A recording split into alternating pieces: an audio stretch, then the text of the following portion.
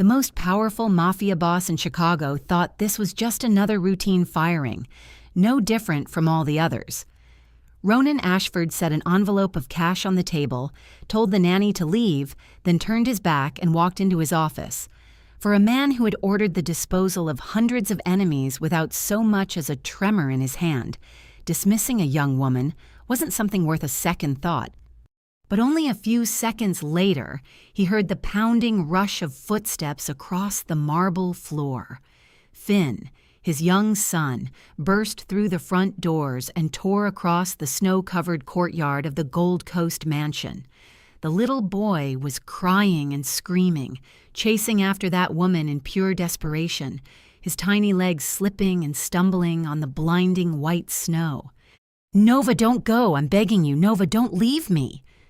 Nova Ellis wept silently, her tears freezing on her cheeks in the below-zero Chicago cold. She didn't dare turn around. She knew that if she looked back, if she saw those eyes, she wouldn't be able to keep walking. Every step she took felt like 1,000 needles driving straight through her chest. Finn pitched forward into the snow. He scrambled back up and ran again. He fell again. He got up again.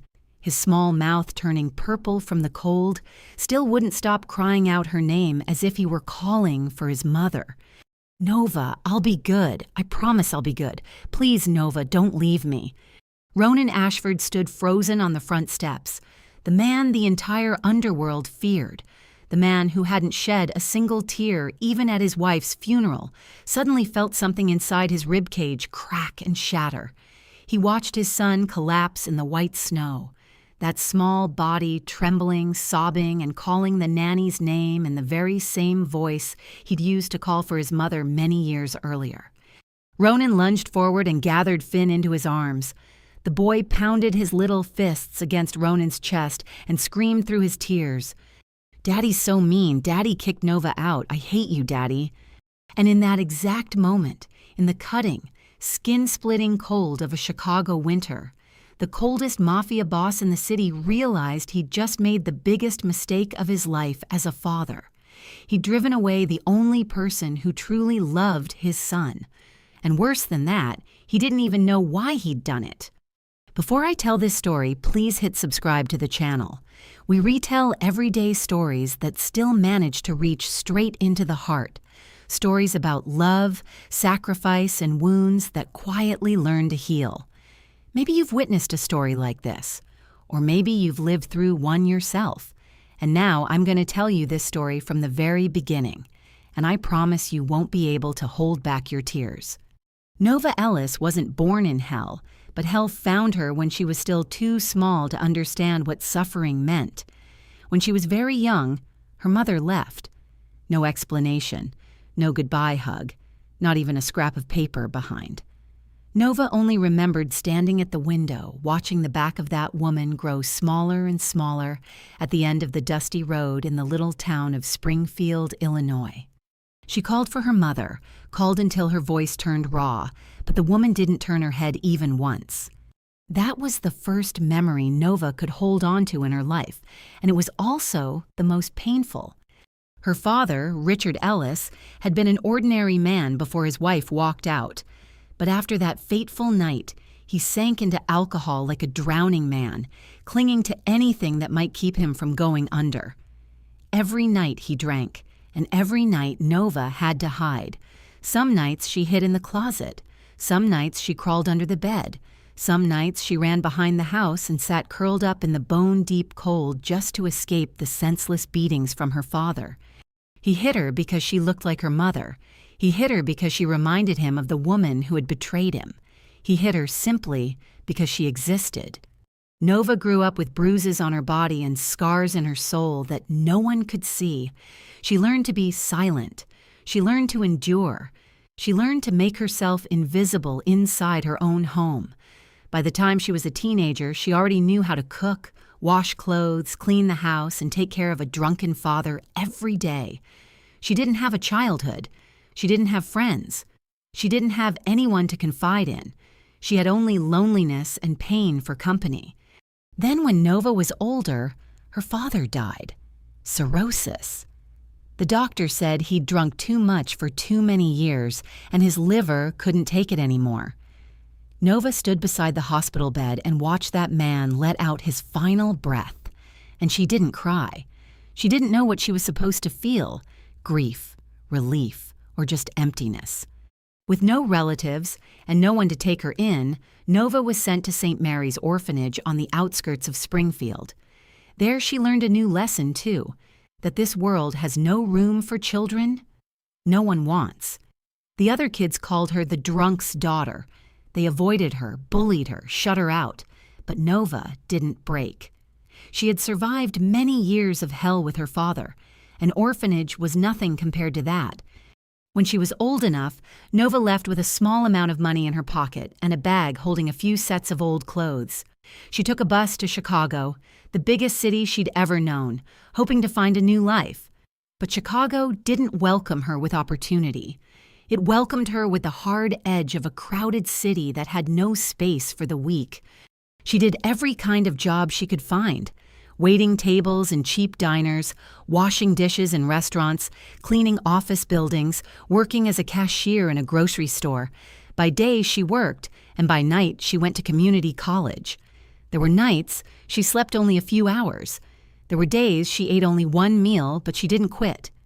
She had a dream to become a preschool teacher, to open a small school for orphans like her, so they'd know there was still someone in this world who could love them. At a certain age, Nova graduated with a degree in early childhood education. That same year, she met Daniel, a charming man with a warm smile and sweet promises. They dated for some time. Nova thought that at last she'd found happiness.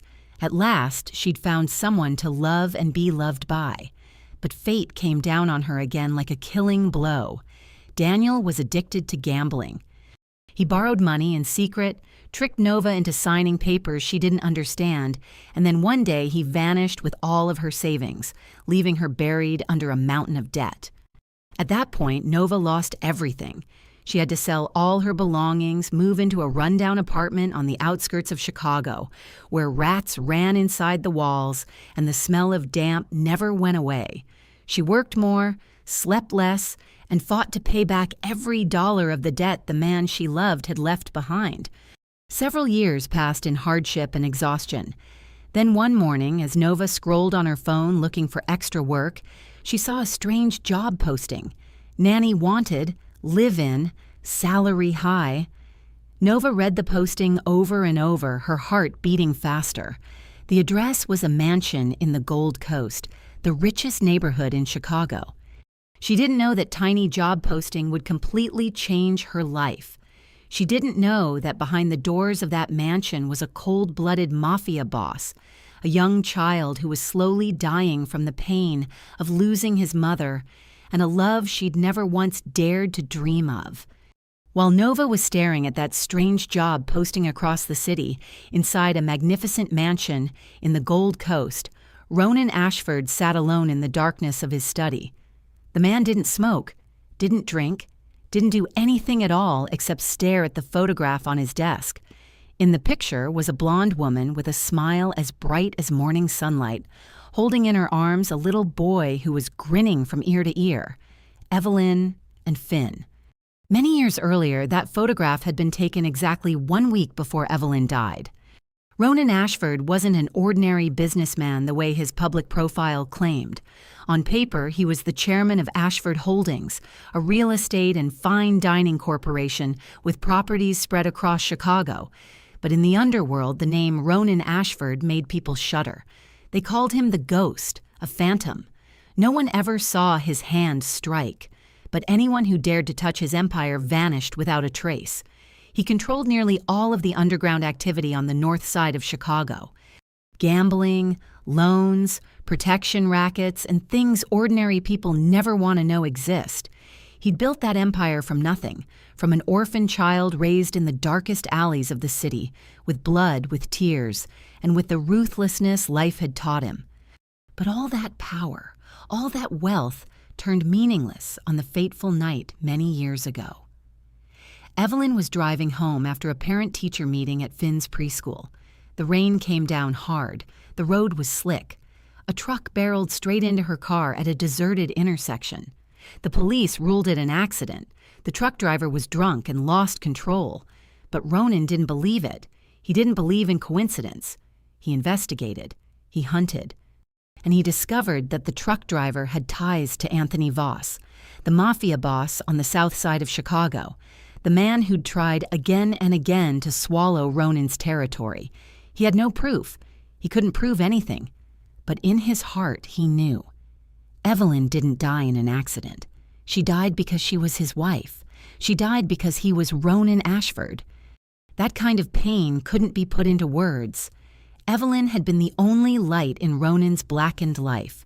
She was the only woman who saw through what he really was. Not a terrifying mafia boss, but a lonely, orphaned child, starving to be loved. She loved him not for money, not for power, but for who he was. And now she was gone, taking his soul with her. After Evelyn's death, Ronan changed completely. His heart froze over. He didn't smile anymore, didn't cry anymore, didn't feel anything except an endless emptiness. He threw himself into work like a machine, working long hours, coming home when Finn was already asleep, leaving for work before Finn woke up. He avoided his own son the way a man avoids a wound that never heals, because every time he looked into Finn's blue eyes, he saw Evelyn. Those eyes were his mother's down to the smallest detail, the way they lit up when he smiled, the way they went heavy with sadness when he cried. Looking at Finn, Ronan remembered everything he'd lost, everything he hadn't been able to protect, and that pain was too big, so big he couldn't bear it. Finn, that poor child, lost his mother when he was very young, and then lost his father too, even though his father was still alive. Ronan hired nannies to care for him. None of them stayed long. They all said the same thing. This child needs his father, not a nanny. But Ronan didn't listen. He couldn't listen. He paid high rates, but money doesn't buy patience, and it doesn't buy love. Maggie, the housekeeper who'd worked for the Ashford family since Evelyn was alive, was the only one who stayed. She looked at Ronan with an expression that was equal parts pity and helplessness. She watched Finn wither a little more each day with a broken heart. Every night she prayed, asking God to send someone, anyone, who could heal the home that was slowly dying. And then, on a bitterly cold morning, she saw the job application file for Nova Ellis, a young woman with no family and no relatives, a college graduate in early childhood education who'd worked at several preschools with excellent evaluations. But what made Maggie stop wasn't those achievements. It was the eyes in the photograph on the application. Those eyes had cried far too much, had hurt far too much, and yet they still held something Maggie couldn't quite name. Hope, resilience, and an unconditional love for small children. Maggie took that file to Ronan. "Sir, I think we should meet this girl." Nova stood before the nearly 10-foot-tall iron gate of the Ashford estate, her heart pounding hard inside her chest. She'd seen beautiful homes in magazines and in movies, but she'd never stood in front of a place like this in real life. The mansion stretched out like a small palace with white stone columns, floor-to-ceiling glass windows, and a courtyard blanketed in clean, blinding snow. She drew in a deep breath, tightened her grip on the folder of documents in her hand, and pressed the buzzer. The gate swung open, and a tall man in a black suit stepped out. It was Riker, Ronan's bodyguard. Though Nova didn't know that yet, all she knew was that his gaze was sharp and cold, as if he were measuring her with every step she took. He led her across the wide courtyard, through a heavy wooden door, and into the mansion. Nova did her best not to let her shock show on her face as she took in the interior. Crystal chandeliers, marble floors, paintings she was sure were worth more than the run-down apartment she was renting. But there was something strange. This house was wealthy, dazzling, and yet so cold it made her skin prickle. There was no laughter, no warmth, no sense of life. It felt more like a museum than a home. She was brought into a vast study lined with bookshelves that rose all the way to the ceiling, and there, Seated behind an enormous oak desk was Ronan Ashford. Nova had imagined many things, but she wasn't prepared for what she saw. The man in front of her was devastatingly handsome, with features so sharp they looked carved from stone, slightly long black hair brushed back and gray eyes as cold as steel. But what caught Nova's attention most wasn't that beauty. It was the emptiness inside those eyes, the eyes of someone who had died on the inside. Ronan didn't stand, didn't greet her, didn't smile. He only looked at her with the detached chill of a man examining an object. "Sit." His voice was low and hard, not an invitation, but an order. Nova sat in the chair across from him, kept her back straight, and met his gaze head on. She didn't lower her eyes, didn't tremble, didn't show fear, even though her heart was racing out of control. "I read your file," Ronan said, tossing the stack of papers onto the desk. "Young woman, no family, an alcoholic father dead, a mother who left, raised in an orphanage, swindled out of all your money by your boyfriend. You think any of that makes you qualified to take care of my son?" Each word landed like a blade, precise and merciless. Ronan was testing her, searching for a weak point, trying to frighten her into running the way everyone else had. But Nova didn't run. She'd run enough in her life already. "Mr. Ashford," she answered, her voice strangely steady. "I survived many years of hell with an alcoholic father who beat me every night. I survived an orphanage where no one wanted me. I survived being betrayed by the man I loved and having everything taken from me. You are not the scariest thing I have ever faced." Silence. Ronan stared at her, and for the first time in many years, something other than emptiness flickered in his eyes. Curiosity, surprise, and maybe, just maybe, the smallest trace of respect. "You start work next week," he said, then turned back to his computer screen as if the conversation was over. Nova rose, gave a small nod, and walked out of the study. Outside the door, Maggie was waiting. The older housekeeper watched the young woman come out with tears in her eyes. She'd heard everything through the door left slightly ajar, and she knew that after many years of praying, God had finally sent this house exactly the person it needed. On Nova's first day of work, Maggie led her up to the second floor to Finn's room. The room was beautifully decorated with wallpaper, patterned with pale blue clouds, little airplanes hanging in midair from the ceiling, and dozens of expensive toys lined up neatly on the shelves, but none of the toys showed any sign of having been touched. They sat there like display pieces in a museum, cold and lifeless. And in the corner of the room, on a small bed, a young boy sat curled up, clutching a worn, old teddy bear. Finn Ashford had his father's black hair and his mother's blue eyes. Those eyes lifted when Nova walked in, but there was no curiosity, no excitement the way an ordinary young boy would have when meeting a stranger. There was only emptiness, caution, and a depth of sadness no child that age ever deserves to carry. "Finn, this is Nova. She's going to take care of you from now on," Maggie said gently. Finn didn't answer.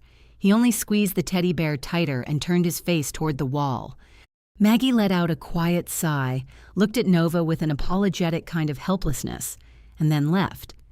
Nova stood there for a moment, watching the small back that trembled as if it were holding its breath. She didn't walk closer. She didn't try to force him to talk. She didn't do any of the things the nannies before her had done. Instead, she lowered herself to the floor about 6 feet from Finn's bed, pulled out a sheet of paper and a box of colored pencils from her bag, and began to draw. She drew a dragon, a huge dragon with enormous wings and shimmering green scales. But this dragon had a very funny expression, with big round eyes staring down at a tiny little mouse by its feet. As she drew, Nova spoke softly to herself, her voice light as breathing. "This is Draco, the strongest dragon in the world. Draco can breathe fire and burn a whole mountain. Draco can fly higher than the clouds. Draco can defeat any enemy, but Draco has a secret no one knows. Draco is afraid of mice." She heard a small sound from the bed. She didn't turn around, she kept drawing. Whenever Draco sees a mouse, Draco shakes all over and hides behind a rock. The other dragons laugh at Draco, but Draco doesn't care. Everybody has something they're afraid of, right? Even the strongest dragons. Silence. Then a tiny voice, hoarse from not being used for so long, drifted from behind her. Why is Draco afraid of mice? Nova felt as if her heart might burst with happiness, but she didn't turn around. She didn't want to scare him. She kept drawing, her tone still gentle. Because when Draco was little, a mouse bit Draco's tail while Draco was sleeping. It hurt a lot. After that, Draco was afraid. Does Draco have a mommy? The question cut through Nova like a blade. She stopped her hand, drew in a deep breath, and answered. He does. Draco's mommy loves Draco very much. But Draco's mommy had to go to a place very far away, up on the clouds, to protect Draco from high above. A long silence followed. Then Nova heard small footsteps. She still didn't turn. A tiny hand touched her shoulder. She slowly turned her head and saw Finn standing there, blue eyes soaked with tears, but a small smile on his mouth. The first smile in months. Can you draw Finn a dragon? The next several weeks were weeks the Ashford house hadn't known since Evelyn died. Nova didn't try to change Finn.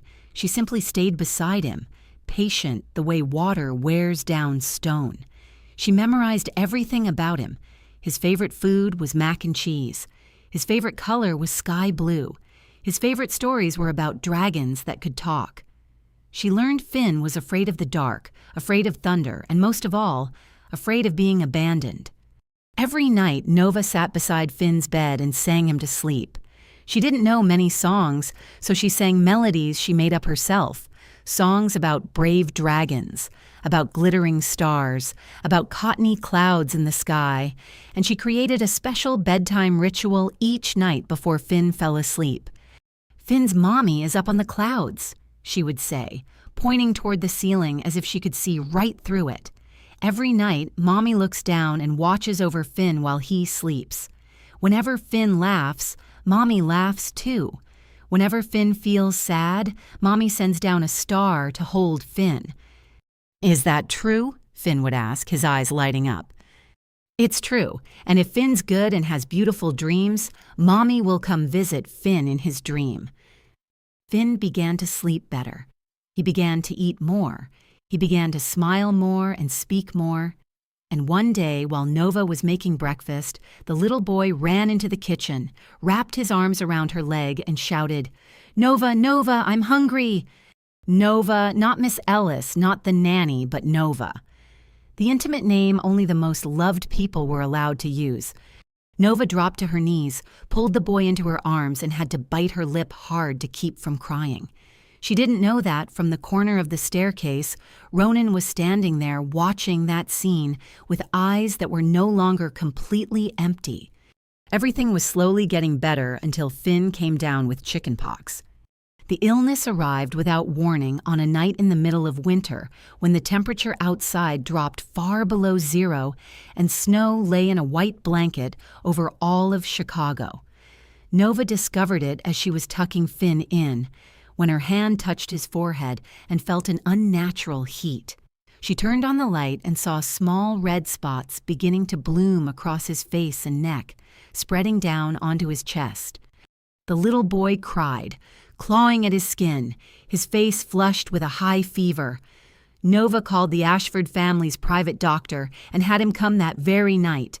The doctor confirmed it was chickenpox, wrote a prescription, and warned her to watch Finn closely because he had a history of a weak immune system. She called Ronan to tell him, but his phone went straight to voicemail. She called again a second time, a third time, a fourth time, and still no one answered.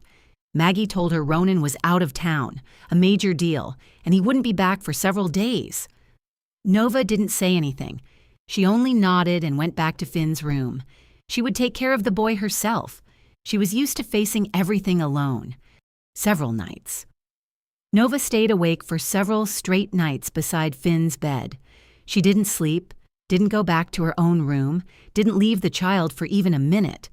When Finn burned with fever, she wiped him down with warm cloths.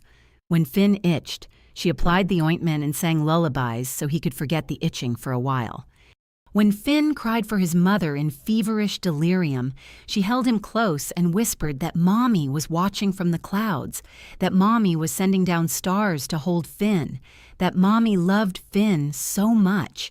She slept on the ice-cold floor with only a thin blanket so she could hear him instantly if he needed anything. Her back ached. Dark circles deepened under her eyes. Her body was exhausted, but she never complained once. On one night, Maggie woke at the early hours to use the bathroom and stopped by Finn's room to check on him. She went still in the doorway when she saw the scene in front of her. Nova was sitting on the floor, her back against the side of the bed, one hand gripping Finn's tiny hand, the other holding a damp cloth to his forehead. The young woman had dozed off in that position, her face hollowed by sleeplessness, but her hand still hadn't let go of Finn's. Maggie wiped away her tears, quietly fetched another blanket and laid it over Nova, then slipped away. She'd watched many nannies come and go in this house, but no one had ever loved Finn the way this girl did. No one. Finn recovered after several days. Just as Ronan returned from out of town, the man walked into the house with a weary expression, asked a few perfunctory questions about his son, and then disappeared into his study again. He didn't know Nova had stayed awake several nights. He didn't know she'd slept on the cold floor. He didn't know she'd loved his son as if the boy were his own. And he didn't remember that Finn's birthday was coming. Several weeks later, on Finn's birthday, Ronan boarded a plane for an emergency meeting. He forgot. He forgot his own son's birthday.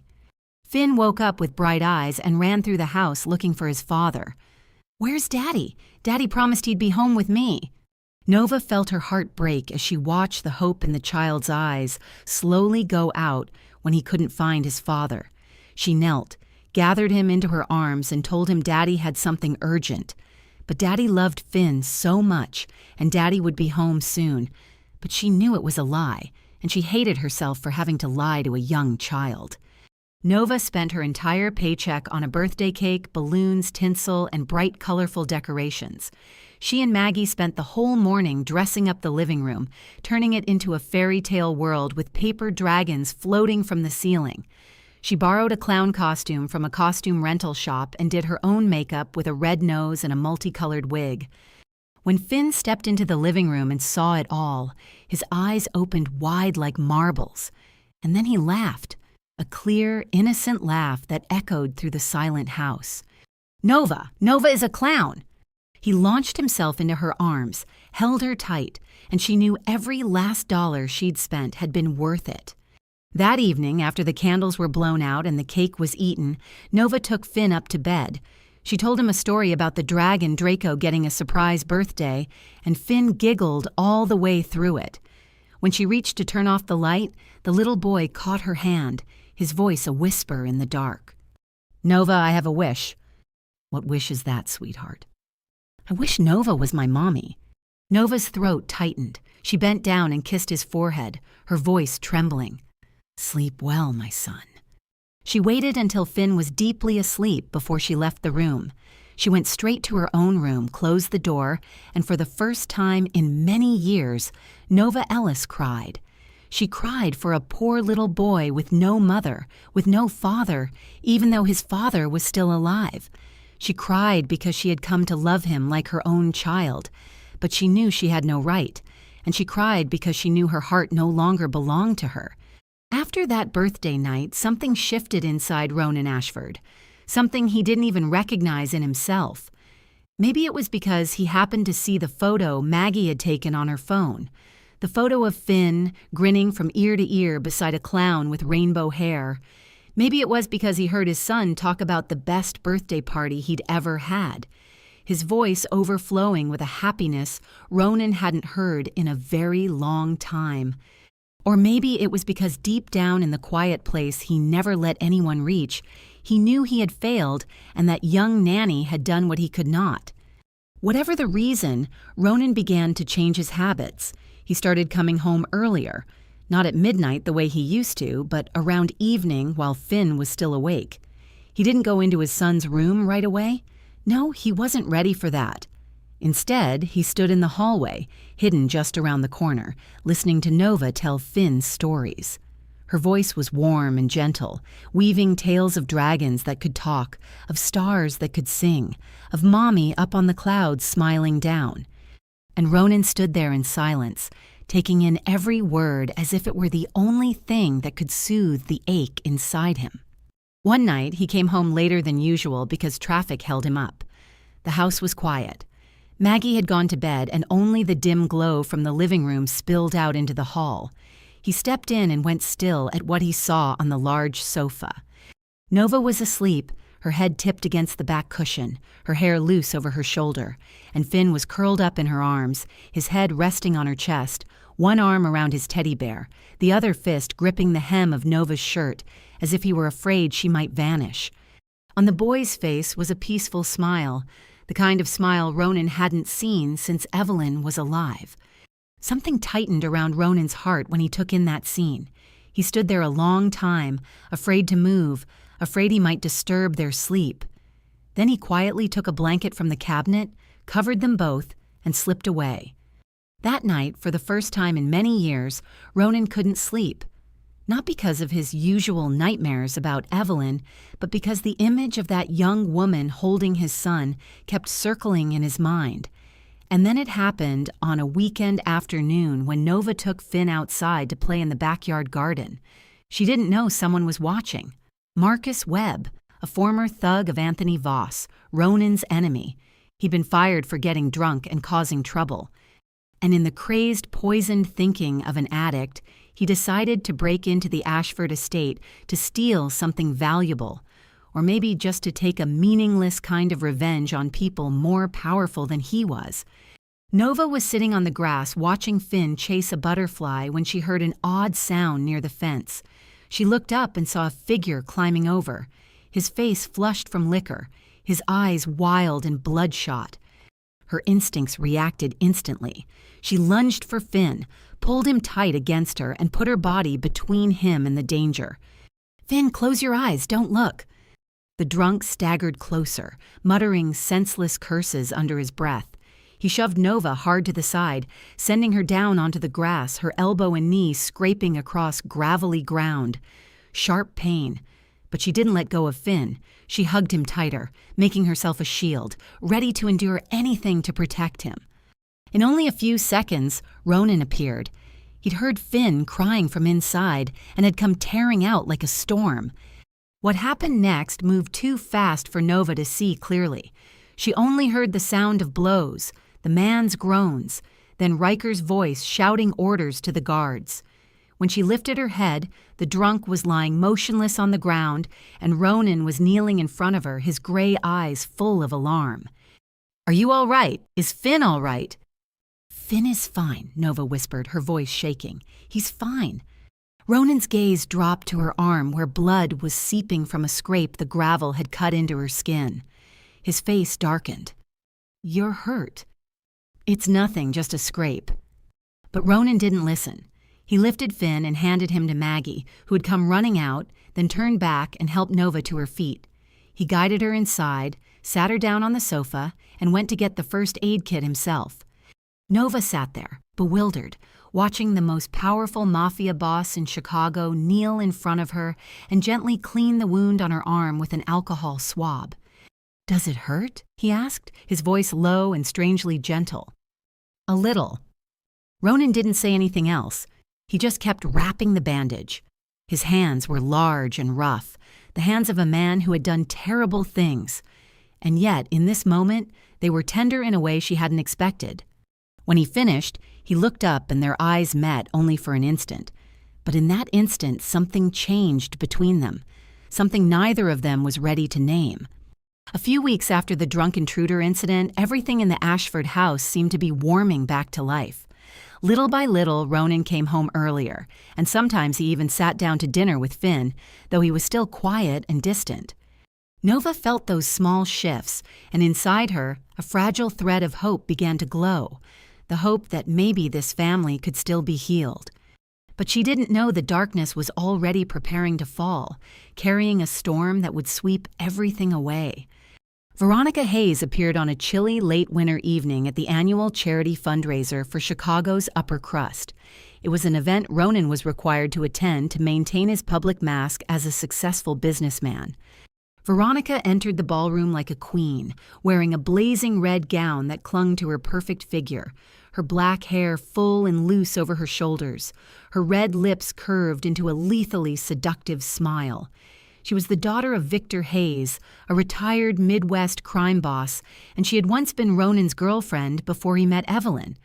Their relationship had lasted some time, not out of love, but out of strategic advantage between their families. Ronan had never loved Veronica, and when he met Evelyn, he ended everything without looking back. Veronica had waited for many years. She waited in silence while Ronan married Evelyn. She waited when she heard Evelyn had died. And now, hearing that Ronan was still alone after many years, she decided this was the perfect moment to return. "Ronan, it's been so long." Veronica's voice was sweet as honey as she came to his side and placed a hand on his arm. "I heard you're still on your own. Such a shame for a man like you." Ronan looked at her, his gray eyes as cold as they'd always been. But Veronica didn't retreat. She knew how to play this game. She didn't talk about love. She didn't talk about their past. Instead, she talked about business, about deals, about connections that could benefit them both. She said exactly what Ronan wanted to hear in the language he understood, the language of power and advantage. And little by little, Ronan began to soften, not because he loved Veronica, but because he was lonely. After Evelyn's death, he hadn't allowed anyone close. But that loneliness was eating him alive day after day, and Veronica appeared at the precise moment he was most vulnerable. She began visiting the Ashford estate often. At first, it was just dinners, always justified as business. Then it became afternoon tea in the garden. Then it became the times she happened to stop by when Ronan was home. Each time she came, she brought expensive gifts for Finn, lavish toys the boy didn't care about. But there was one problem Veronica hadn't anticipated. Finn didn't like her. That young boy had an instinct most adults lose. Every time Veronica arrived, Finn would shrink back, hide behind Nova, clutching the hem of her shirt as if searching for protection. He didn't scream or protest, but the way he looked at Veronica held a weariness and distance no one could miss. "Finn, come say hello to Veronica," Nova said gently during one of Veronica's visits. Finn shook his head and held on tighter to Nova's leg. "I don't like her. She smells weird." Veronica watched that with narrowed eyes. She observed the way Finn clung to Nova, the way the child looked at the nanny with a love and trust he never offered her.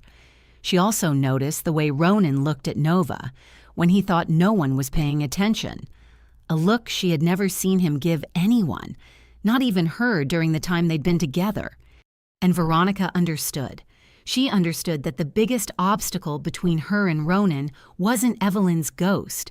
It was that poor, ordinary nanny, with no family, no status, no place in their world.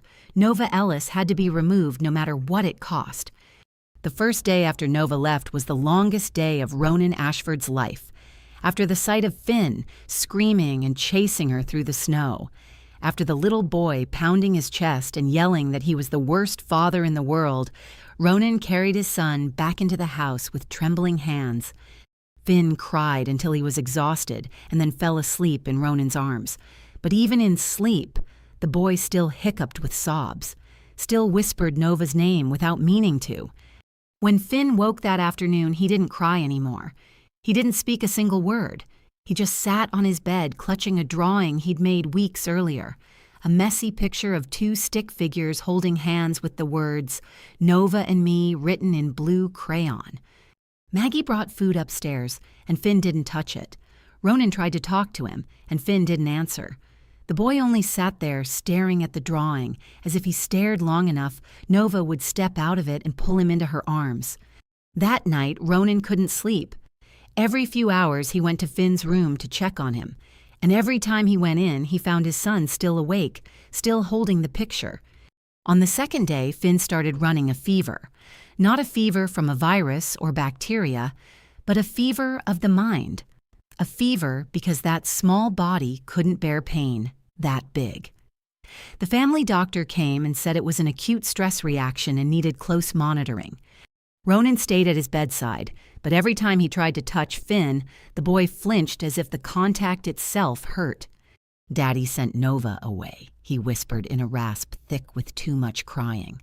"Daddy is mean." Those words twisted like knives in Ronan's heart, but he still tried to convince himself he'd done the right thing. He'd protected his son from an opportunist. He'd done what was necessary.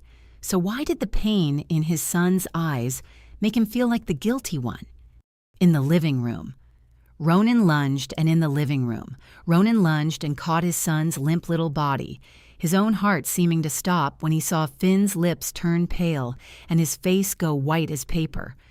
Finn, wake up!" he shouted, his voice breaking with panic. It was the first time in his life the coldest Mafia boss in Chicago felt real fear. On the fourth day, Finn had to be admitted to the hospital. The child was severely dehydrated from refusing to eat or drink, his body worn down by sleeplessness and too much crying. The doctors had to give him fluids and electrolytes to keep him stable. But what left Ronan numb wasn't the IV lines or the heart monitor. It was the diagnosis from the pediatric psychologist. "Mr. Ashford, your son is in a state of severe depression," the doctor said, his voice grave. "In small children, this is very rare and extremely dangerous. He has lost someone he was deeply attached to, and he doesn't have the ability to cope with that loss. If there isn't timely intervention, this can affect his psychological development for the rest of his life." Ronan sat outside the hospital room with his head bowed, his hands covering his face. The second time in his life, he had watched his son lying in a hospital bed because he'd lost an important woman. The first time was when Evelyn died, and now it was Nova. But this time, it was different. This time, he was the one who caused it. Finn was discharged several days later, but nothing was better. Every night at the early hours, the boy would wake and scream for Nova. His cries filled the silent mansion, tearing through the darkness and tearing through the heart of anyone who heard. Ronan hired a string of new nannies from seasoned professionals to cheerful young women, but none lasted more than a single night. Finn refused to let any of them near, his heart and home remaining a fortress of silence that only one person could breach. No one could replace Nova. No one. Then one night around the early hours, Ronan woke because he didn't hear the familiar crying. He ran to Finn's room in panic, but the bed was empty. His heart seemed to stop. He searched the room, searched the house, and finally he found his son curled up inside the closet in the darkest corner, clutching an old coat. Nova's coat, the one she'd forgotten in the rush of leaving. Finn was asleep, but tear tracks still marked his face.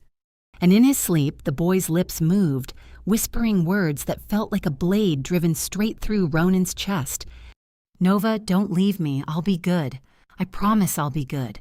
Please, Nova, don't leave me." Ronan dropped to his knees beside the closet, staring at his son. And for the first time since Evelyn died, tears streamed down the cheeks of the coldest Mafia boss in Chicago.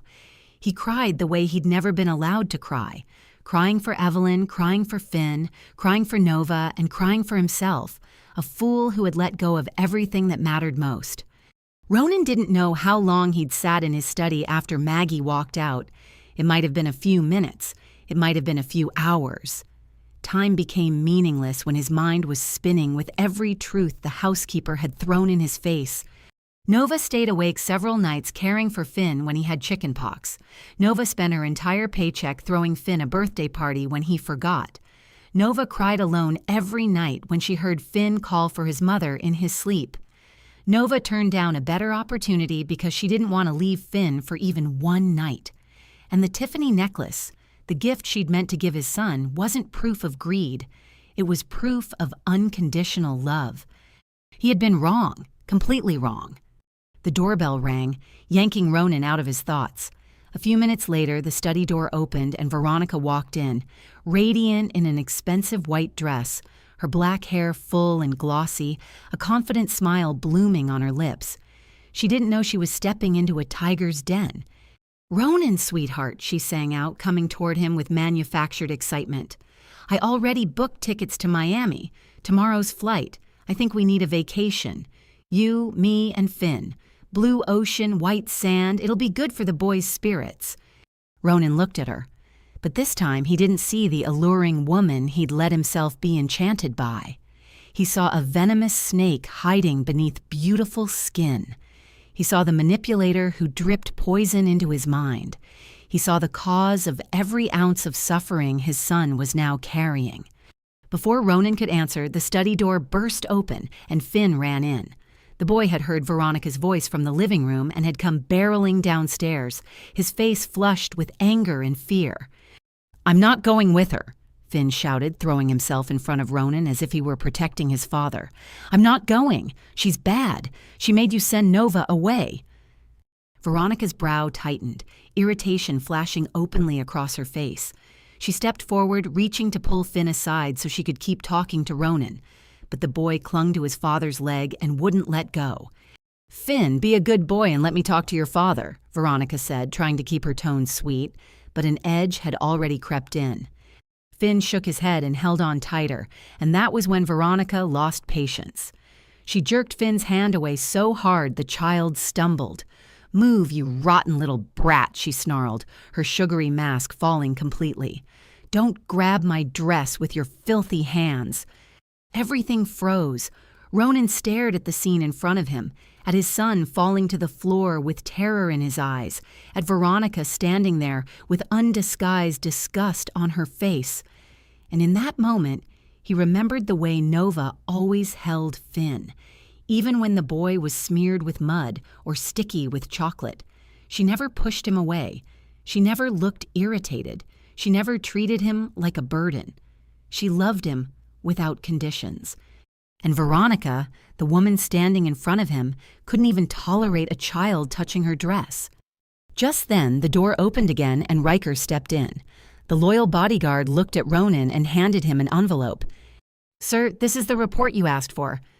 Ronan opened it and skimmed the pages inside, his face darkened with every line. Photographs of Veronica secretly meeting Anthony Voss at a restaurant on the outskirts of Chicago. An audio recording of their conversation about merging two operations after Veronica married Ronan. A detailed plan for how Veronica would slowly take control of the Ashford empire from the inside. Ronan set the papers down on the desk, his gaze turning to ice as it landed on Veronica. "You manipulated me," he said, his voice low and dangerous. "From the beginning to the end, it was all a performance. You wanted to marry me to take power, to merge my operation with Voss, my enemy." Veronica went pale, but only for a beat. Then she recovered, a poisonous smile curling at her lips. "You think you're so smart, Ronan. You're just a lonely fool, desperate to be loved, easy as turning a hand." She laughed, the sound sharp as a blade. "And you know what? You drove that stupid Nanny away because of my words. You ruined your son because of me. You were the most perfect puppet I've ever had. Get out of my house." Ronan's voice was ice. Veronica didn't move. She met him with a defiant stare. "You'll regret this, Ronan Ashford. I have connections you can't even imagine. You don't want me as an enemy." Ronan stood, stepped right up to her. He was nearly a head taller, and in that moment he wasn't businessman Ronan Ashford. He was the ghost, the phantom of Chicago's underworld, the man who made even the hardest Mafia men tremble. "Listen carefully, Veronica," he said, his voice light as breath and sharp as a knife. "You're leaving my house right now, and if you dare touch anyone who belongs to me, my son, my housekeeper, or the nanny you tricked me into firing, you'll learn why they call me the ghost, because the people who bother me have a way of disappearing, and no one ever finds them again." Veronica looked into Ronan's eyes, and for the first time she felt fear. She turned and walked away, her heels clicking against the marble floor. At the doorway, she looked back one last time, her eyes full of hatred. "This isn't over, Ronan." And then she was gone. Ronan turned back, dropped to his knees, and pulled Finn's trembling little body into his arms. "I'm sorry, baby, I'm sorry." Now he had only one thing left to do: find Nova and bring her home. The next morning, before the sun rose, Ronan Ashford drove out of the Gold Coast estate. He didn't bring Riker. He didn't bring a single bodyguard. This was a trip he had to make alone, like an ordinary man searching for the woman he had hurt, not like a mafia boss reclaiming something he believed belonged to him.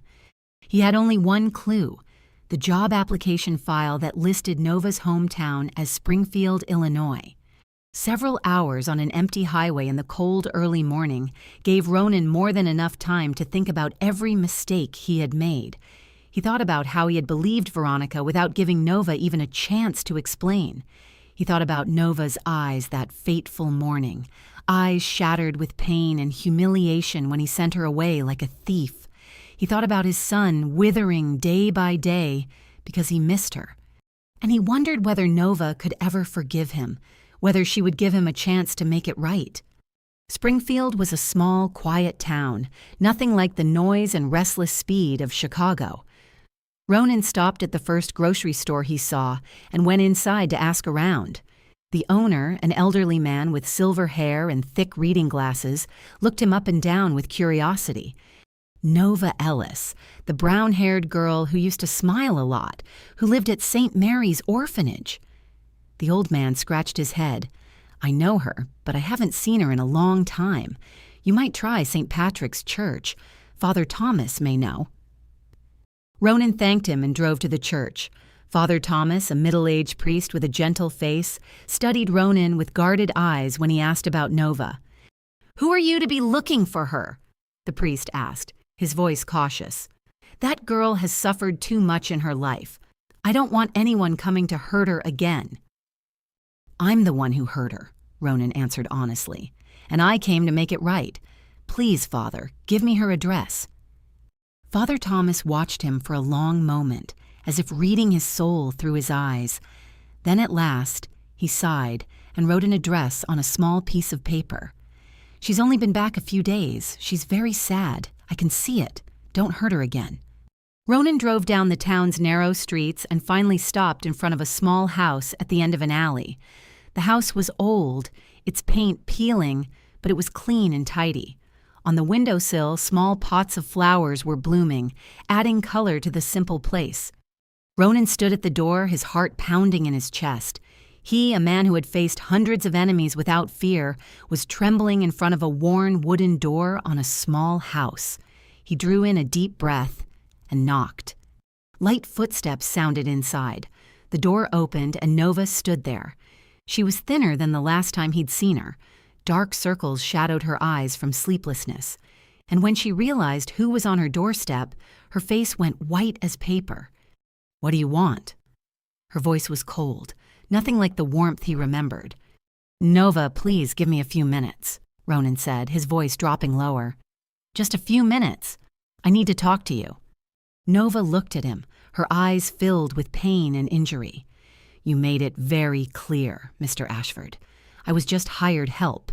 I didn't have any right to be in your house. Those were your words, not mine."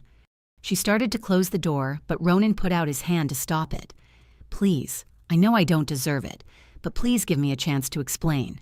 Not for me, for Finn." Nova's eyes flickered when she heard that name.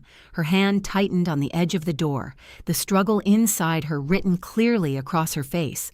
Then finally, she let out a breath and stepped aside. A few minutes, no more. Nova's small living room held only an old sofa, a wooden table, and a few plastic chairs.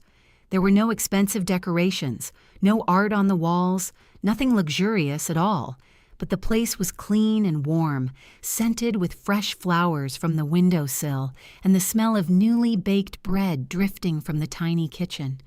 Ronan stood in the middle of the room and felt like a giant trespassing into a world that didn't belong to him. Nova sat down on the chair across from him, arms folded tight over her chest, her eyes guarded and distant. She didn't offer him a seat, didn't pour him water, didn't show even the smallest hint of hospitality. And Ronan understood. He didn't deserve anything from her. "Talk," Nova said, her voice ice cold. "You have a few minutes." Ronan opened his mouth, but no words came out. He, the man who could command hundreds of men without hesitation, the man who could negotiate million-dollar deals without fear, was now standing in front of a poor nanny and couldn't manage a single sentence. Then he did something he had never done in his life. Ronan Ashford, the most powerful mafia boss in Chicago, the man the entire underworld feared, the man who had never bowed his head to anyone, slowly dropped to his knees in the middle of that small living room. Nova flinched, her eyes widening in shock. "What are you doing? Get up!" But Ronan didn't get up. He stayed there on his knees, his head lowered, his voice deep and raw with pain. "I was wrong. I made the biggest mistake of my life, and I came here to apologize, even though I know an apology can't erase what I did." He looked up and met Nova's eyes. "Veronica, the woman you met, she manipulated me from beginning to end. She planted doubts in my head about you, about your motives for being with Finn. She said you looked at me in a strange way. She said poor girls living in a mansion with a rich man always have a purpose. She showed me that you'd looked through my family photo album and claimed you were studying my assets. She gave me a photo of you standing outside Tiffany's and said you were after my money." Ronan paused, his throat tightening, and I believed her. I believed every one of those lies because I was afraid. I was afraid of being betrayed, afraid of being used, afraid someone would come close to me and my son and then leave, carving another wound we couldn't heal. "What truth?" Nova asked, her voice still cold but trembling now. "The truth that you stayed awake several nights caring for Finn when he had chicken pox, sleeping on the freezing floor just so you could hear him the instant he needed you. The truth that you spent your entire paycheck throwing Finn a birthday party when I forgot, dressing up as a clown just to make him laugh. The truth that you cried alone every night when you heard Finn call for his mother in his sleep because you could feel his pain. The truth that the necklace at Tiffany's was a gift you meant for Finn, not proof of greed, but proof of love." Tears began to roll down Nova's cheeks, but she didn't speak. "I threw you out like a thief," Ronan went on, his voice hurting as if each word were cutting into his heart. "I threw you out like you were nothing, didn't give you a chance to explain, didn't even look you in the eye. And you loved my son like he was your own. You gave him what I, his father, couldn't give. You healed him while all I knew how to do was run." Ronan took out his phone, opened a short video, and held it out to Nova. "This is Finn. Last night." Nova took the phone with shaking hands. On the screen, the young boy was curled up in a closet, clutching an old coat, his face streaked with tears, and in his sleep his lips moved, whispering words that shattered Nova's heart. "Nova, don't leave me. I'll be good. I promise I'll be good. Please, Nova, don't leave me." Nova broke down, the sobs bursting out after days of holding them in. She pressed the phone to her chest, tears soaking her face. "He's slowly dying because he misses you, Nova," Ronan said, his voice thick. "He won't eat. He won't sleep. He won't talk to anyone. He had to be hospitalized from exhaustion. The doctors diagnosed him with severe depression, and every night at the early hours he screams for you like he's calling for his mother." "You hurt me," Nova cried out between ragged breaths. "You made me feel like my love for Finn was something dirty, something suspicious. I love him like my own child, and you turned that love into a crime."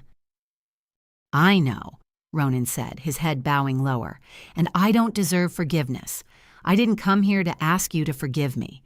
I came because of Finn. He needs you. I'm begging you, not for me, for him. Please see him once, even just once, so he knows you're alive, that you didn't disappear from his life." Silence. The room sank into a heavy quiet, broken only by Nova's muffled sobs and the wind brushing the window. Then finally, After a stretch of time that felt endless, Nova spoke. "I'll see Finn." She wiped her tears and looked straight into Ronan's eyes, but only for Finn, not for you. 2 days later, Nova stood in front of the iron gate of the Ashford estate once again. The last time she'd come here, she'd been a young woman looking for work, hoping for a chance to change her life. This time, she returned with a heart weighed down and eyes swollen from crying through the last 2 nights.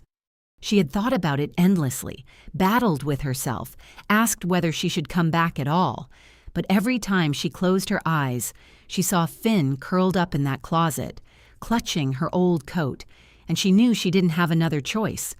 She loved that little boy. No matter how much Ronan had hurt her, she still loved Finn, and she couldn't leave him to slowly die in misery. The gate opened and Nova stepped inside. The mansion was still as grand as it had been the first time she arrived, but now it carried a different kind of gloom. The curtains were drawn tight, the light was dim, the air heavy, as if the house itself were in mourning. Maggie stood waiting at the front door, her eyes red as she saw Nova. She didn't speak. She only pulled the young woman into a tight embrace and broke into sobs. "Thank you for coming back. Thank you." Nova patted the housekeeper's back, then drew a deep breath. "Where is Finn?" Maggie wiped her tears and led Nova into the living room. And when Nova saw the little boy sitting on the large sofa, she had to bite her lip hard to keep from crying on the spot. Finn was visibly thinner. The sweet round face he'd once had was now hollow, his cheekbones pronounced, his blue eyes sunken with dark shadows beneath them. He sat motionless on the sofa, clutching the worn old teddy bear, his gaze fixed on nothing with a terrifying emptiness. He didn't react when Maggie and Nova entered, didn't turn his head, didn't move as if his soul had left his body a long time ago. "Finn," Nova called softly, her voice thick. The boy didn't respond. Nova moved closer, knelt in front of him, brought herself into his line of sight. "Finn, sweetheart, it's Nova." The blue eyes blinked once. Then slowly, very slowly, Finn turned his head. He looked at Nova, but his gaze was still blank, as if he couldn't believe what he was seeing, as if he thought this was only a dream, one of the countless dreams where he found her and then woke up crying. "Nova!" His voice was weak as a breath. 3 seconds of silence, 3 seconds that stretched like a century. Then those blue eyes flared bright. Life rushed back into his hollow face, and Finn screamed, a sound that tore through the mansion's heavy silence. "Nova!" He launched himself off the sofa like the wind, small feet running so fast he tripped over the table leg and crashed onto the floor. But he didn't cry, didn't complain. He pushed himself up immediately and kept charging toward Nova, his little arms spread wide, his face streaming with tears. Nova caught him, wrapped him tight, holding him as if she could fuse him to her body. Finn sobbed as if he'd never been allowed to cry before, the sound bursting free after so many days of holding it in, so many nights of screaming into despair. He clung to Nova, fists twisted in her shirt, his head buried against her chest, his whole body shaking. Nova came back. Nova came back. I missed Nova so much. Nova cried too, her tears soaking the boy's hair. She kissed the top of his head, his forehead, his cheeks, as if trying to make up for every day she'd been gone. "Nova missed you too. Nova missed you so much, baby." Finn lifted his face, his tears-soaked blue eyes searching hers, and he said words that broke Nova's heart and stitched it back together at the same time. "I asked Mommy in the clouds every night. Nova, I asked Mommy to bring Nova back to me. I promised Mommy I'd be good. I'd eat all my food. I wouldn't cry anymore. And Mommy heard me. Mommy brought Nova back to me." Nova held him tighter, tears still pouring. She didn't know what to say. She only knew how to hold him, to feel his warmth, to feel that small heart pounding wildly against her. Her boy, the child she hadn't given birth to, but loved as if he were flesh of her flesh. In the corner of the room, Ronan stood silently with his back against the wall, watching the two of them crying in each other's arms in the middle of the living room. And on the cold face of the most powerful Mafia boss in Chicago, tears slid down in silence. He didn't wipe them away. He let them fall. Let them wash away part of the pain and guilt he'd carried. He knew this was only the first step on a long road of making things right. But at least his son was smiling. And in this moment, that was enough. If this story is touching your heart, please hit subscribe and turn on notifications, because what comes next is an ending I promise you won't be able to hold back tears for. After Finn fell deeply asleep in Nova's arms that night, Nova gently laid him in bed and stepped out into the living room. Ronan was waiting for her there, his face tight with the anxious look of a student waiting for exam results. Nova looked at him, her eyes still carrying hurt and caution, but no longer the absolute coldness they'd held 2 days earlier. She drew in a deep breath and spoke. "I'll stay, but I have conditions." Ronan nodded at once. "Anything you want?" "First, I want a formal employment contract with all rights and responsibilities clearly written out. I don't want to be thrown out again without a legitimate reason." "Agreed." "Second, I want a private room with a lock. I need personal space, a place no one can enter without permission." "Agreed." "Third, clear boundaries. I'm the nanny, you're the employer. Nothing more, nothing less. I don't want any misunderstandings about what our relationship is." Ronan fell silent for a moment, then nodded. "Agreed." Nova held his gaze, her voice firm. "And you need to understand one thing. I came back for Finn, not for you. Don't misunderstand." "I understand," Ronan said, his voice dropping lower, "and I'll prove to you that I'm worthy of your trust, not with words, with actions." Nova didn't add anything. She only nodded, turned away, and went to the room Maggie had prepared for her. She didn't know that, from that night on, Ronan Ashford truly began to change. The weeks that followed were weeks the Ashford mansion hadn't experienced since Evelyn was alive. Ronan came home in time for dinner every day. No more nights working late. No more endless business trips. He began spending time with Finn, sitting on the floor to play with toys, listening as his son told rambling stories about the dragon Draco and imaginary adventures that made no sense to anyone but a child. For the first time in many years, Finn had a father. And then Ronan decided he was going to learn to cook.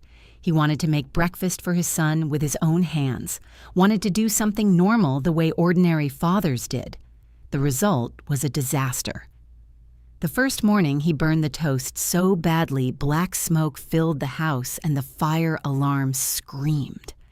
The second morning, he cracked 3 eggs onto the floor because he didn't know how to hit them against the pan. The third morning, he cooked oatmeal so thin Finn peered into the bowl and asked innocently whether it was water or oatmeal. But Ronan didn't quit. And strangely enough, Finn loved those disastrous breakfasts more than any delicious meal Maggie had ever made, because it was breakfast Daddy made for him. And to a young boy, that was more precious than anything in the world. And Nova stood at a distance and watched it all. She watched Ronan fumble in the kitchen with eyes that wanted to laugh and cry at the same time. She watched Finn throw his arms around his father, giggling when he burned something yet again, and she felt her heart, which had sealed itself shut after being hurt, slowly beginning to open. Late at night, after Finn was sound asleep, Ronan and Nova began to talk in the quiet kitchen. At first, it was only brief exchanges about Finn, about his health, about small improvements in eating and sleeping, but little by little, the conversations grew longer, deeper, more intimate. One night, Ronan told Nova about Evelyn, about how they met in a small coffee shop when he was running from a gunfight, about how she looked at him with fearless eyes and asked whether he wanted to order another pastry, about how she loved him in spite of everything. In spite of who he was and what he did, about how he lost her, and how part of his soul died with her that day. Nova listened without interrupting, without judging.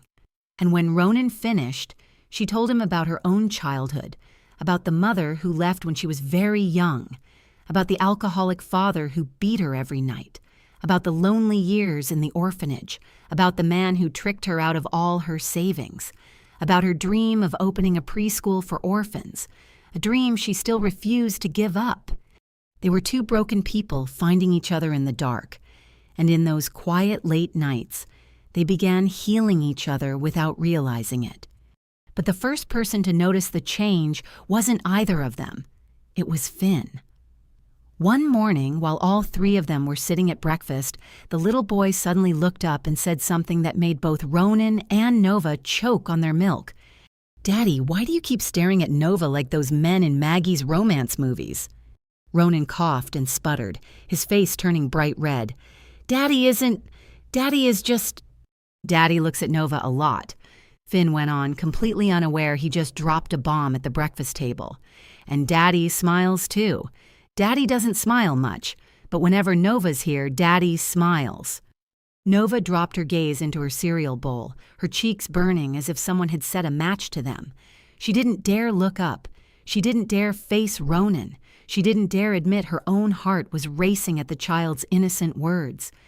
And Ronan could only sit there staring at his son with an expression caught between confusion and the desire to disappear into the floor. Finn just kept happily chewing on burned toast, completely unaware he'd become an accidental matchmaker. The weeks that followed passed like a beautiful dream Nova had never dared to imagine for herself. She watched Ronan change day by day from a cold Mafia boss into a warm father, from a man frozen solid on the inside into a man who could smile, who could joke, who could love.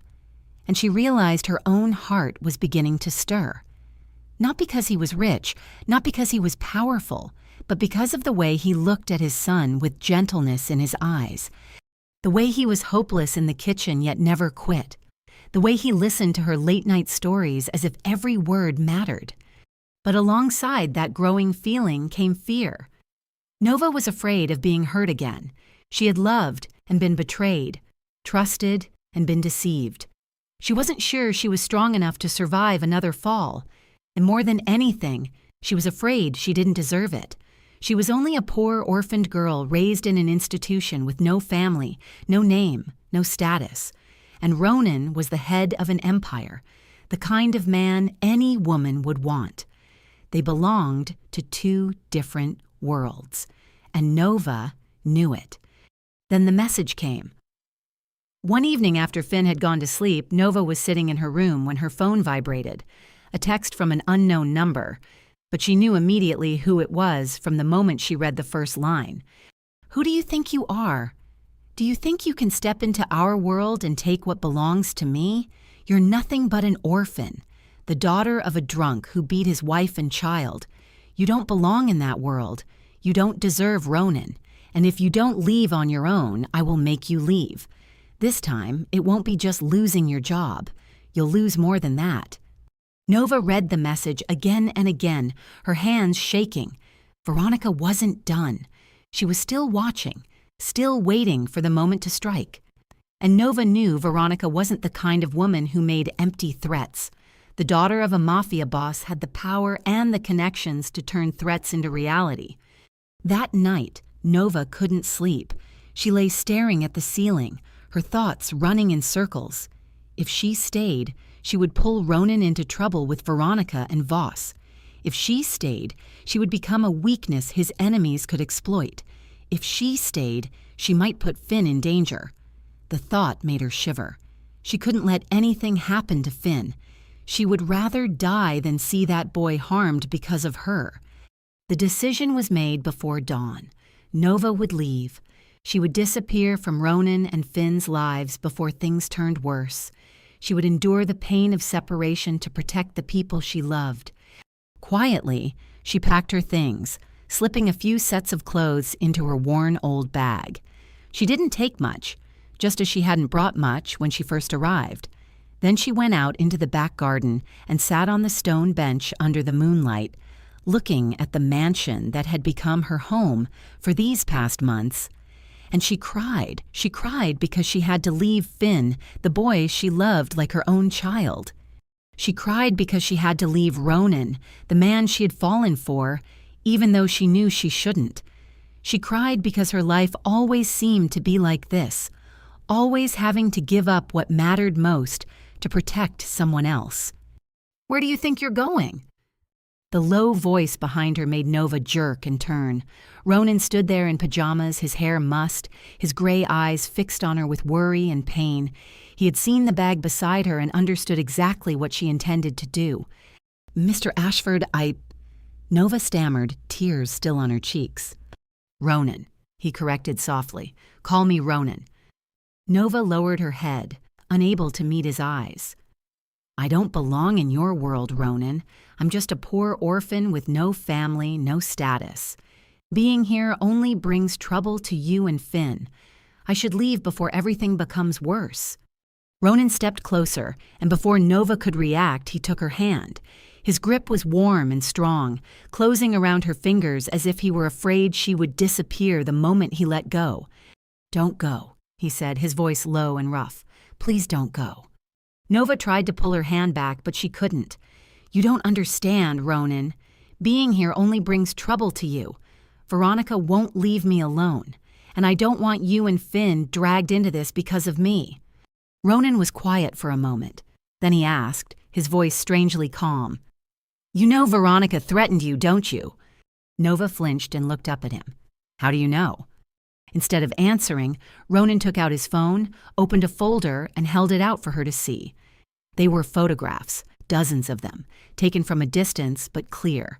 Nova at the grocery store, Nova taking Finn to the park, Nova sitting in the garden reading a book, and beside each photo was another image of Riker, Ronan's loyal bodyguard posted in some hidden corner watching. "Riker has been following you and protecting you since the day you came back here," Ronan explained. "I knew Veronica wasn't the kind of woman who would give up easily. I knew she'd look for revenge, so I ordered Riker to protect you everywhere you went, even if you didn't know." Nova stared at the photos, her heart hammering. "Why? Why would you do that?" Ronan lifted his hand and gently wiped away the tears still clinging to her cheek. "Do you think I would let anyone touch someone who is mine?" Nova's eyes widened. "Yours?" Silence. Chicago moonlight spilled over the garden, draping them in soft silver. The night breeze moved gently, carrying the scent of roses Maggie had planted along the path. And in that moment, Ronan Ashford, the coldest Mafia boss in Chicago, the man who hadn't opened his heart to anyone since Evelyn died, finally said the words he'd been hiding for weeks. "I love you, Nova." His voice was deep and steady without a trace of hesitation. "I love you not because you take care of Finn, though I'm grateful for that. I love you for who you are, for your strength, for your gentleness, for the way you look at the world even after you've suffered so much. You brought light back into this dark house. You healed my son when I couldn't, and you healed me too, even if you never knew you did." Nova stood there with tears spilling again, but this time they weren't from pain. Her heart was melting under the confession of the man in front of her, but the fear was still there, still clutching her like a ghost that wouldn't let go. "I'm scared, Ronan," she whispered, her voice shaking. "I've loved before and been betrayed. I've trusted before and been deceived. I don't know if I'm strong enough to survive it again if things don't go the way I hope." Ronan tightened his hold on her hand, lifted his other hand to her chin, and made her look into his eyes. "I'm scared too, Nova. I lost Evelyn and that pain nearly killed me. I swore to myself I would never let anyone close to my heart again. But then you appeared, and every wall I built came down." He paused and drew a deep breath. "You taught me life is worth trying even when we know we might get hurt. You taught me love isn't weakness, it's strength. You taught my son how to smile again. And you taught me how to live again. So please don't go. Stay and give me the chance to prove I'm worthy of your heart." Nova looked into Ronan's gray eyes and saw everything she'd been searching for all her life: honesty, love, and hope. She didn't speak. She didn't need to. She rose onto her toes, placed one hand against Ronan's chest, slipped the other arm around his neck, and kissed him. Their first kiss under the Chicago moon in a garden, heavy with the scent of flowers. A kiss between two broken people who had found each other, between two lonely hearts finally beginning to heal. And when they parted forehead to forehead, Ronan whispered, his voice rough with emotion, "Never think you don't deserve it again. You deserve everything, and I'll spend my whole life proving it." The weeks after that night were the happiest weeks of Nova's life. She and Ronan didn't rush. They let love grow day by day, like flowers tended carefully in a garden. They still kept a certain distance in front of others, but the looks they shared, the accidental brushes of hands, the hidden smiles, said everything. Maggie knew, Riker knew, and both of them smiled quietly, like people who had been waiting for this for a very long time. And Finn, the little boy, was happier than he'd ever been. He had Nova, he had Daddy, and he had a real family. Then Finn's birthday arrived again. But this year, everything would be different. Ronan had been planning for weeks, a plan only he, Finn, and Maggie knew. Early that morning, before the sky was fully light, Ronan gently woke his son. "Finn, wake up, buddy. Today we have a special mission." The boy rubbed his eyes, still half asleep, but the moment he heard the word special mission, his blue eyes lit up. "What mission, Daddy?" "We're going to make a surprise breakfast for Nova. Do you want to help, Daddy?" Finn jumped out of bed at once, excited as if he'd just been told he was going to meet Santa Claus.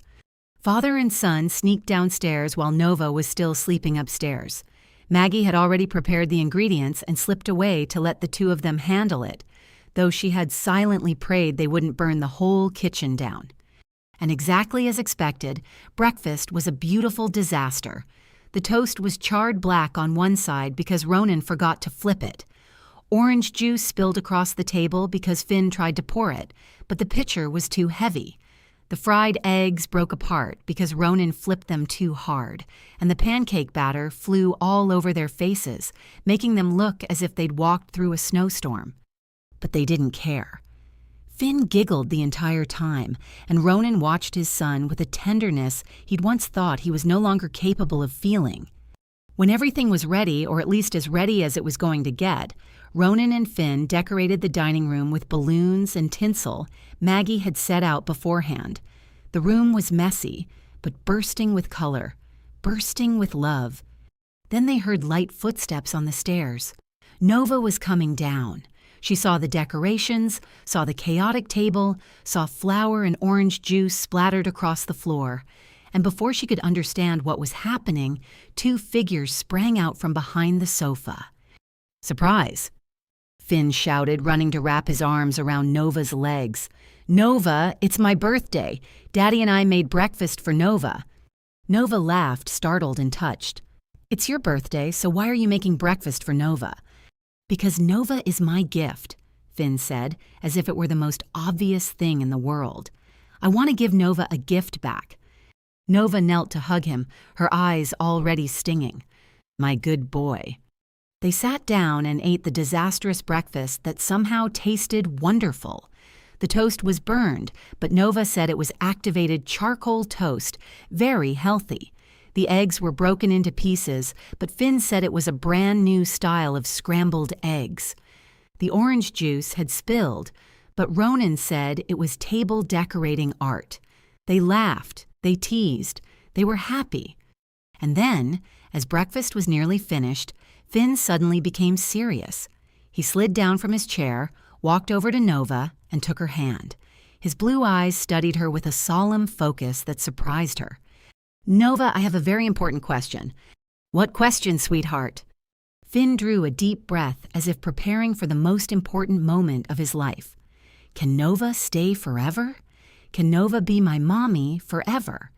Nova's mouth fell open and tears rushed in instantly, and before she could answer, Ronan stood, stepped to his son's side, and went down on one knee. He pulled a small red velvet box from his pocket, opened it, and inside was a diamond ring glittering in the morning light. "Finn is right, Nova," Ronan said, his voice low and thick with emotion. "We want you to stay, not as a nanny, but as family, as my wife, as Finn's mother. Will you say yes?" Nova looked at the two men in her life, one big and one small, both watching her with hope and love. She looked at the shining ring, at the messy room filled with happiness, and she knew her answer. "Yes," she said, her voice breaking, "but on one condition." Ronan held his breath. What condition? Nova met his eyes, her gaze serious but overflowing with love. "Never let me down again." Ronan took her hand, slid the ring onto her ring finger, and kissed her hand. "Never. I promise. Never."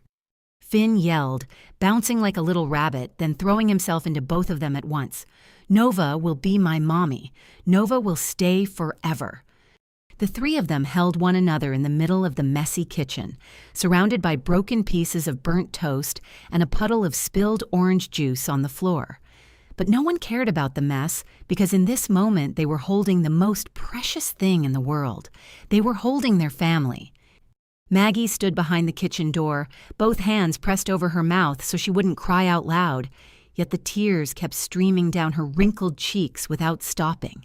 She had prayed for many years, prayed for this house to find its light again, prayed for little Finn to find his smile again, prayed for her employer to find his heart again. And today, every one of those prayers had been answered. And Riker, the hard-edged bodyguard who had followed Ronan for many years, stood out in the hallway, secretly wiping away tears he would never admit to anyone's face. He had witnessed Ronan in his darkest days, had watched his boss nearly die after Evelyn was gone. And now he was watching Ronan come back to life, truly come back to life in the arms of the woman and the child he loved. Finn suddenly lifted his head. The boy's blue eyes sparkled, and on his lips was the happiest smile he'd had since the day his mother died.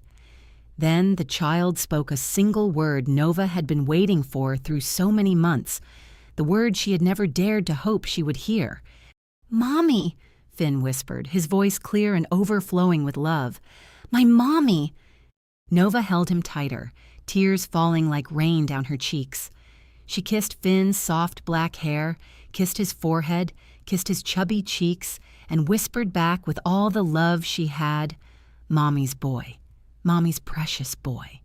And then, right at that moment, a miracle happened. An impossible small white butterfly, defying the lingering winter chill, drifted in through the open window.